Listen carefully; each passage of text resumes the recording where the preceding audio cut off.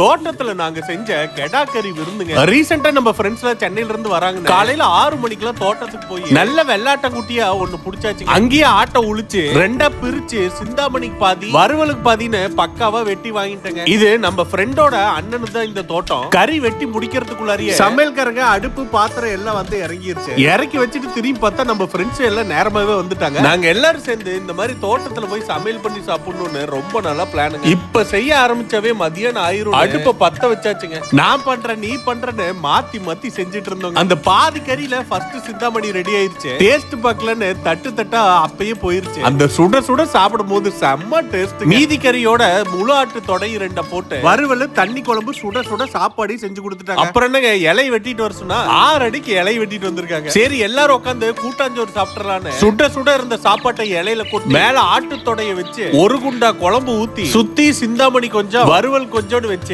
எல்லாரும் ரவுண்டு கட்டி உட்காந்துட்டாங்க. சும்மா ஆட்டுத்தோட அப்படி வெந்துருச்சு. நல்லா சுட சுட சாப்பாட்டை பிணைஞ்சு சாப்பிட்டா டேஸ்ட் வேற லெவலுங்க. அந்த சிந்தாமணி டேஸ்ட்ல சான்ஸே இல்ல. அந்த எலும்பில கடிச்சு மெண்டு துப்பியாச்சு. அது ஃப்ரெண்ட்ஸோட இந்த மாதிரி உட்காந்து கூட்டாஞ்சோறு சாப்பிட்டு அந்த ஒன் டே ஃபுல்லா செம்மையா இருந்துச்சு. சரிங்க நீங்களும் உங்க ஃப்ரெண்ட்ஸோட கடைசி எங்க போனீங்கன்றத கமெண்ட் பாக்ஸ்ல கமெண்ட் பண்ணி விடுங்க. நாங்களும் கூட்டாஞ்சோறு சாப்பிட்டு டாடா பை பண்ணி கிளம்பிட்டோம்.